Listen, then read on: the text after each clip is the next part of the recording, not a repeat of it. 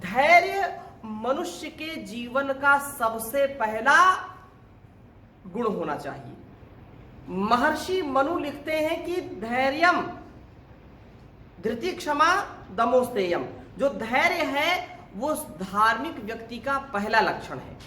जो मनुष्य है, मनुष्य क्योंकि धार्मिक है स्वभाव से ही, इसलिए वह धैर्य को जीवन में अपनाए।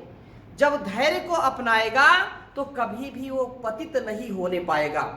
अतः यहाँ जो बात कही, शोको नाशयति धैर्यम, जब शोक व्यक्ति को आ जाता है, शोकग्रस्त हो जाता है किसी भी प्रकार से, परिवार के बिछुड़ने से, किसी की मृत्यु से, या व्यापार में घाटा लगने से, या संबंध विच्छेद होने से, किसी भी प्रकार का यदि कोई विद्यार्थी है परीक्षा में कम नंबर आने से, कैसे भी यदि उसको दुख मिलता है, यदि उसको शोक होता है, तो उसका धैर्य भंग हो जाता है, धैर्य टूट जाता है। और जब धैर्य टूट जाता है तो व्यक्ति अनर्थ कर बैठता है। बड़ी बड़ी जो है घटनाएं घट जाती हैं, आत्महत्या कर लेते हैं लोग, दूसरों की हत्या भी कर देते हैं। प्रतिशोध आ जाता है कि ऐसा मेरे साथ किया तो मैं इसको करूंगा, तो धैर्य वहां पर छूट जाता है। वहां पर जब धैर्य छूट जाएगा तो उसका विवेक भी छूट जाता है।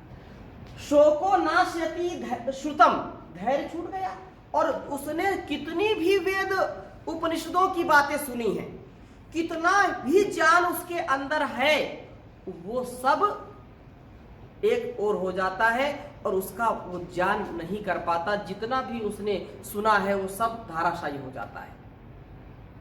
आगे कहा कि शोको नाशयति सर्वम, संसार में शोकाकुल व्यक्ति या शोकाकुल परिवार, जो चीज वास्तव में यहां ठहरी है, शोक से व्यक्ति उबरता है तो वो कुछ कर सकता है। और व्यक्ति शोक में जब रहता है तो कभी कभी क्या होता है, इतना उसको आघात होता है कि उसका मानसिक संतुलन भी बिगड़ जाता है।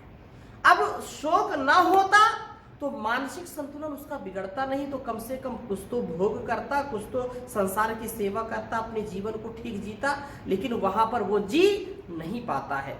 और नास्ति शोक समो रिपु, संसार में शोक के जैसा कोई रिपु नहीं, कोई शत्रु नहीं है। इसलिए संसार में सभी प्राणियों को हम समदृष्टि से देखें, ईश्वर का प्रतिरूप देखें और अपने आप को शोक से, मोह से ऊपर उठाने का प्रयास करें।